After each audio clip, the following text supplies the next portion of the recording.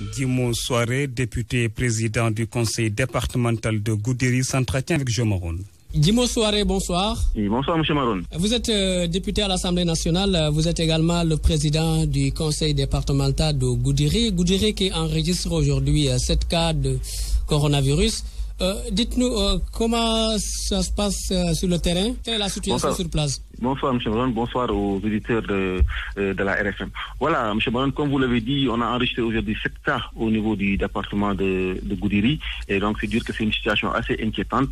Et nous comptons vraiment sur les autorités pour nous aider à, en tout cas, prendre en charge ces problèmes-là le plus rapidement possible afin que solution soit trouvée. Quand vous parlez, quand vous dites que vous comptez sur les autorités, c'est quoi en termes d'aide? Qu'est-ce que vous voulez concrètement? Comme vous le savez, Goudiri est un département assez éloigné de Dakar. C'est un département enclavé, un département où le plateau technique n'est pas très relevé. Donc à ce niveau-là, nous comptons vraiment sur les autorités. Je tiens aussi à vraiment saluer, en tout cas, leur engagement et leur professionnalisme. Ne serait-ce que matin, le ministre de la Santé m'a reçu. Nous avons échangé sur le problème. Nous avons appelé ensemble le préfet du département de Goudiri et les membres du comité départemental de lutte contre le Covid-19. Il a échangé avec eux et nous espérons que dans les prochaines heures, des mesures seront prises, en tout cas pour trouver des solutions.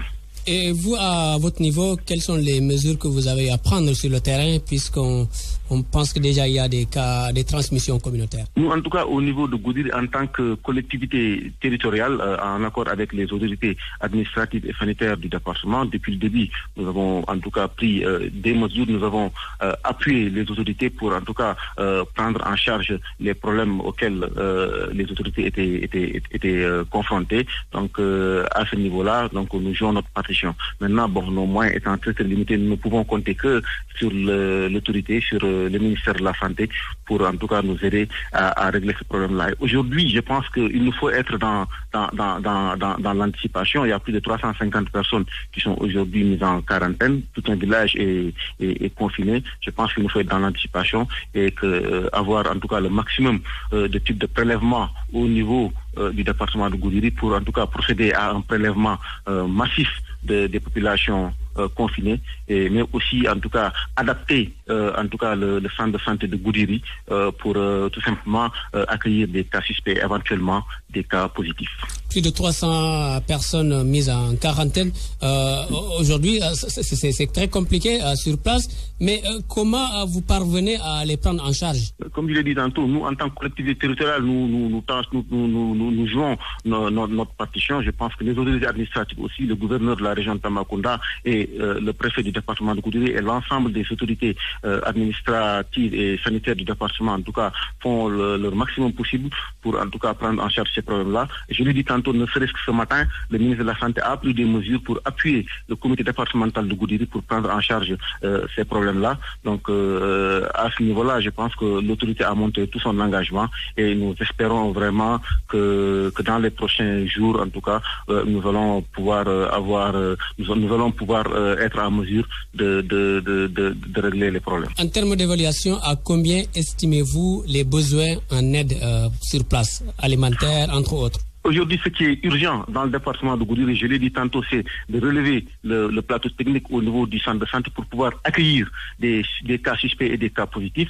Ce qui est urgent, c'est avoir le maximum de types de prélèvements possibles pour prélever le maximum de cas contacts, en tout cas au niveau du département de Goudiri, et aussi en termes d'aide alimentaire, parce que c'est extrêmement important. Le gouvernement a prévu de l'aide que nous espérons dans les prochaines heures, dans les prochains jours. Parce que l'aide n'est pas encore arrivée? L'aide n'est pas encore arrivée. Nous espérons que d'ici ce week-end ou au maximum en début de semaine prochaine, nous aurons l'aide parce que la situation de Goudiri est assez particulière. Vous savez, c'est une zone de départ, c'est une zone migratoire et la plupart des familles de ce département-là dépendent des transferts d'argent envoyés par des transferts d'argent de nos parents immigrés en France, en Italie ou en Espagne et qui connaissent aujourd'hui la situation de confinement dans ces pays-là. Donc, c'est dire aujourd'hui qu'au niveau du département de Goudiri, ce n'est pas du tout évident à ce niveau-là et nous comptons vraiment que le quota qui a été alloué au département de Goudiri sera doublé. Moi, j'ai alerté les autorités par rapport à cette situation-là. Et comme je l'ai dit aussi, nous autres collectivités territoriales,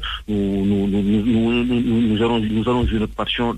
D'ores et déjà, nous commençons à appuyer beaucoup de familles, mais nous allons en tout cas continuer à le faire. Mais comme je l'ai dit, les moyens étant très très limités, nous ne pouvons compter que sur l'aide de l'État pour venir en aide aux populations. Est-il facile aujourd'hui de réussir la sensibilisation sur place? Comme je l'ai dit, vous savez, c'est une zone très vaste, très éloignée. Goudiri, c'est 17 000 km². Goudiri, c'est 2 districts de santé. Donc, il y a beaucoup de sensibilisation, les collectivités territoriales, les autorités administratives, les autorités sanitaires, les organisations comme la Croix-Rouge. Donc, il y a beaucoup d'associations aujourd'hui qui sont dans le département pour sensibiliser les populations, mais qui connaissent un peu nos modes de vie, ce n'est pas du tout évident. C'est pour ça que l'autorité administrative a pris des mesures hardies pour tout simplement sensibiliser et mettre le village où il y a eu le premier cas suspect en situation de confinement, mettre le département en quarantaine. Donc bon, voilà, à ce niveau-là, donc je pense que les autorités sont en train vraiment de jouer leur partition. J'ai dit tantôt l'engagement du président de la République, du ministre du ministre de la Santé. Maintenant, bon, il faut aussi que les populations aussi soient conscients que la situation est grave, la situation est sérieuse et que tout simplement qu'ils puissent respecter les règles édictées par les autorités. Mais quand même, tout un village, tout un département qui est mis en confinement, qui est mis en quarantaine, j'imagine que sur place, ça doit être très compliqué. Comment les populations maintenant se débrouillent pour avoir quelque chose à manger? C'est extrêmement compliqué. Nous qui sommes autorités politiques au niveau du département, nous recevons chaque jour des appels incessants, des appels au secours, des appels d'aide. Nous essayons de répondre à la mesure du possible aux différentes sollicitations. Mais là, vraiment, il est urgent que l'aide puisse arriver et qu'on puisse voir aussi, je vais dire que Goudiri est un département très très particulier. C'est un département qui compte sur l'aide venant de l'étranger, sur les transferts d'argent. À ce niveau-là, vraiment, il faut une aide massive pour pouvoir satisfaire les besoins primaires des populations. En dehors maintenant de ce plateau technique aujourd'hui, quels sont les vrais problèmes auxquels vous faites face en tant que département? Sur le plan sanitaire, vous voulez dire? Oui, sur tous les plans sanitaires, entre autres. C'est quoi vraiment les vrais problèmes de Goudiri? J'ai dit, c'est un département qui est très vaste et qui est enclavé. Il y a 2 districts. Goudiri, c'est 17 000 km².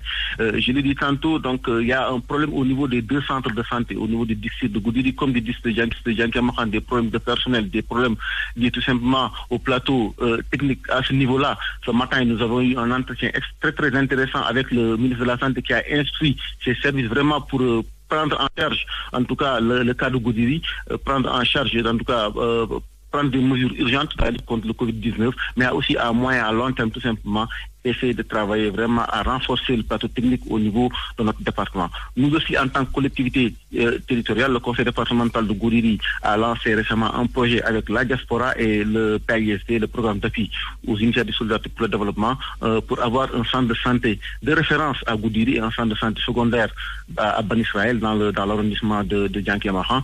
Donc nous comptons vraiment sur les autorités pour nous accompagner, pour qu'on puisse en tout cas répondre aux besoins sanitaires des populations du département de Goudiri. C'est combien le budget du conseil départemental de Goudiri? Le budget du conseil départemental de Goudiri tourne autour en fonds de dotation autour de 130 millions, en fonds de concours 70 millions. Vous l'avez déjà reçu? Tout à fait. De ce point de vue-là, je pense que le gouvernement a vraiment cette année fait ce qu'il faut pour appuyer les collectivités territoriales. Nous sommes en train de dérouler et nous sommes en train en tout cas de travailler avec les autorités administratives et sanitaires du département pour répondre aux besoins, aux sollicitations, surtout dans le cadre de la lutte contre le Covid-19. Et vous avez dégagé combien personnellement en tant que conseil départemental? Ne serait-ce